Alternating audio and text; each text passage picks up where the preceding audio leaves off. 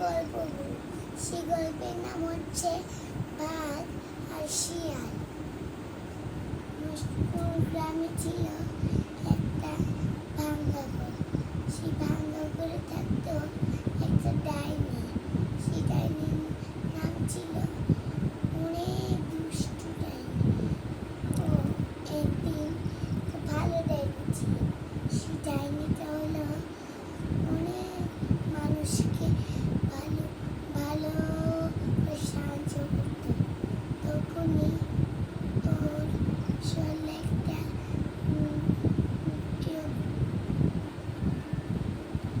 একটা এরপরে ও এখন ডাইনি হয়েছে। ডাইনি হয়ে ও বলে আজকে আমি বাঘের সাথে দেখা করব। তারপরে দুষ্টু বাগানে একটা সেই বাঘটা ছিল অনেক ভয়ানক। বাঘটা ছিল অনেক, সে মানুষ বলতো না আমাকে ছেড়ে ছেড়ে ছেড়ে দে। তারপরে ও তো কথাই শুনতো না।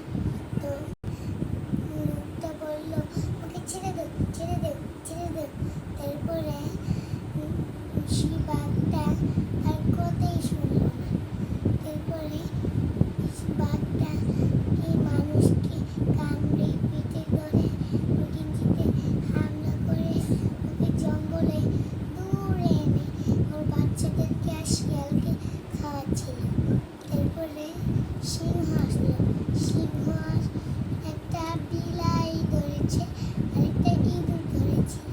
সেই ইঁদুরটা হলো অনেক অনেক দুষ্টু ইঁদুর।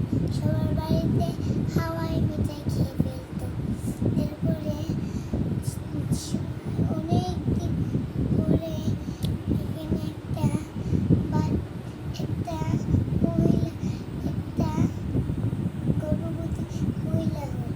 সেই গর্ভবতী বাঘটা সেই হামলা ও হাতে মাংস এইভাবে কামড়ে খেয়ে নেয়।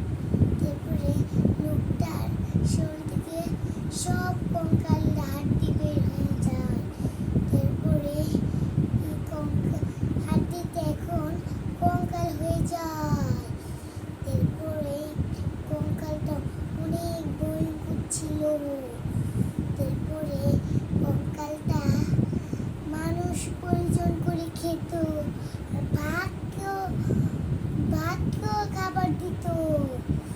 তারপরে একদিন বাঘটি সে হাতিকে বলল কঙ্কাল কঙ্কাল যা তুই আরো খাবার নিয়ে অনেক খাবার নিয়ে আস। তারপরে হাতিটা বলল কঙ্কাল আচ্ছা দাঁড়া দাঁড়া আমি নিয়ে আসছি বন্ধু।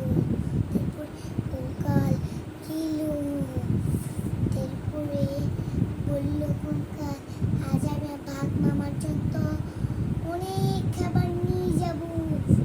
বাঘ মামা বলবে আরে ভালো ভালো তো মানুষ নিয়ে আসলে একটা মানুষটা পেতে তাহলে আরো মানুষ পেলে তো খেতে পারতাম। তারপরে কঙ্কাল এই কথা বুঝে গ্রামে গিয়ে দেখলো আর কিছু মানুষ না, আর মাত্র একটা মানুষ পড়ে আছে। সেই মানুষটা এখন সব পশু পাখি ছেড়ে গেলে সব